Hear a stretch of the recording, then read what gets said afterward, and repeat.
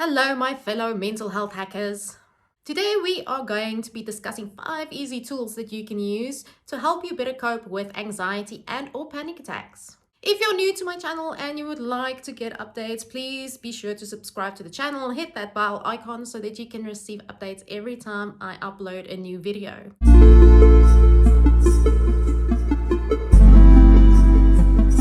Suffering from anxiety and or panic attacks can be absolutely debilitating. First off, let's just look at what is anxiety. Anxiety can be described as a normal emotional response that causes increased alertness, fear, and physical symptoms like increased heart rate, rapid breathing, and sweaty palms. Anxiety is a normal and useful response. If you think back to the days when we were living in caves, anxiety was a very important emotional response that would alert us to potential dangers. Now, I am sure that you are familiar with the phrase the fight, flight, or freeze response. This response is triggered in a part of our brain called the amygdala, and it is that part of our brain that was there back when we were living in caves. So when does anxiety become a problem? Well, it becomes a problem when anxiety turns into an anxiety disorder. So what's the difference between normal anxiety and anxiety disorders? Let's look at normal anxiety. Normal anxiety usually has a specific, identifiable trigger, can be helpful in potentially dangerous situations, has a definite starting and ending point, lessens or goes away when stressful event is over. The physical symptoms dissipate fairly easily once you've distanced yourself from the trigger, and it's a normal response to a toxic situation. Now, anxiety disorders can come from nowhere, has a negative impact on your day-to-day life, can last for weeks or months and be very exhausting. It can last for long periods of time without any identifiable trigger. Physical symptoms can be longer lasting and include sweating, racing heart, dizziness, and trembling, and it can feel like it is impossible to control or manage. Now, there are different types of anxiety disorders, and just to list them for you quickly, we have general anxiety disorder, panic disorder, social anxiety or social phobia, PTSD and CPTSD, OCD or obsessive compulsive disorder, separation anxiety, and phobias. Okay, now that we know what anxiety is, what the difference is between anxiety and anxiety disorders, what is the difference between an anxiety attack and a panic attack? Symptoms of an anxiety attack usually build up over time, and this could be days, weeks, or months. So let's say you have a big project coming up at work, and let's say that this project is due in 2 weeks' time. In the 2 weeks leading up to you having to present your project, anxiety starts building up. You get stressed, you're worrying, you're thinking about the project relentlessly, you're not getting sleep. And the day before you're supposed to present your project, you have an anxiety attack. Now, the difference with a panic attack is that symptoms can come on suddenly and without any identifiable trigger or cause. And these symptoms usually cause overwhelming physical and emotional distress. Symptoms can include hyperventilating, which is when you breathe very rapidly, sweaty palms, a racing heart, visibly shaking, feeling detached from the world around you. A lot of people describe it as having this feeling of impending doom or feeling like you're going to die or like you're having a heart attack. Now, if you've never experienced these symptoms, it's very difficult to understand why it can be so distressing. So now let's look at 5 very useful tools that you can use to help you when you are experiencing an anxiety or a panic attack. The first one we're going to look at is called progressive muscle relaxation. Now, there are 2 ways in which you can do this. You can either focus on your entire body or focus on one muscle group at a time. What you want to do is get into a relaxed, comfortable position, either sitting on a couch or a chair or lying down. On breathing in through your nose, slowly and deeply, you're going to tense all your muscles in your body. And whilst you breathe out through your mouth, relax. With the second one, you're going to do the same thing, but you're going to focus on one muscle group at a time. So let's say on the inhale, slowly through your nose, you're going to tense your feet as tight as you can. And on the exhale, slowly through your mouth, relax. Inhale, slowly through your nose, you're going to tense your calves as tightly as you can.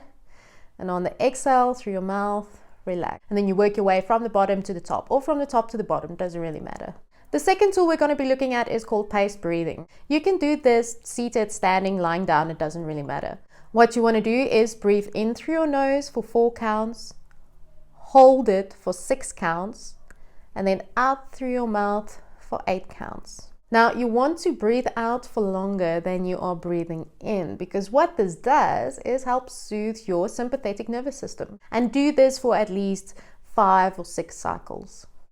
The third tool we're going to look at is mindfulness meditation. Now, it doesn't matter whether you have never done any meditation before or whether you are seasoned in the art of meditation. The idea here is, again, to find yourself a comfortable spot, either sitting or lying down. You can do this with either your eyes closed or open, whatever is more comfortable to you. Then you're going to focus on your breathing in through your nose all the way into your belly, breathing out through your mouth, trying to breathe out slower than you breathe in. If you find your mind being distracted, you can just say to yourself whilst breathing in, you just say in, and as you breathe out, out, in, out. Kind of helps you focus on your breathing.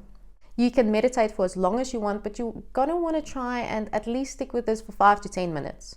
Now, the fourth tool, we're going to use our 5 senses: sight, touch, hearing, smell, and taste. Now find yourself a nice quiet spot where you can sit comfortably. Using your 5 senses, try and identify 5 things you can see around you, 4 things you can touch, like this can be your clothing, can be your hair, it can be whatever chair you're sitting on, or if you're sitting on the grass. 3 things you can hear. So this can be people talking, traffic, plane overhead, birds chirping. 2 things you can smell. If you're struggling to identify any smells, you can, smell your clothing, smell your hair. Ooh, smells nice. And 1 thing you can taste. So this can be either maybe a sweet or chewing gum, or if you have a beverage or food, doesn't matter what it is. And really try and hone in on what you can see, what you can feel, what does the texture feel like, what you can hear. Identifying the sounds that you can hear, when you taste something, the texture of it, what it tastes like. Is it sweet? Is it sour? Is it salty? Now, we all have a specific sensory profile. You might be sensory seeking to some senses, or you might be sensory sensitive to others. For instance, I am sensory sensitive to light and sound, meaning I don't like crowded, bright spaces. But I am sensory seeking when it comes to movement and touch, not in inappropriate ways.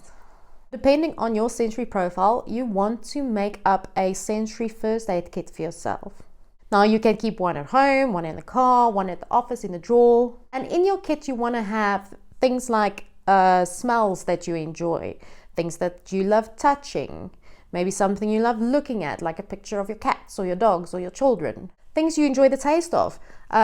I would suggest you put things with very strong tastes in there, because if it's, let's say it's something sour, it really helps to take your mind off. It gives you that shocking factor, and it takes your mind off the stress that you are experiencing. So to give you an example of my sensory first aid kit, I have this little bottle of hand lotion. When applying the hand lotion, it stimulates touch, and also I can smell it, which is great. And then I have this little ball that I use, like a little stress ball, and this little Rubik's Cube, which is probably my favorite. And that brings us to the end of this episode. I really hope that you found this to be useful and informative. Be sure to share it with anybody that you think might find it useful. I can't wait to hear your feedback in the comment section below. Please go try these tools. Let me know which one works best for you.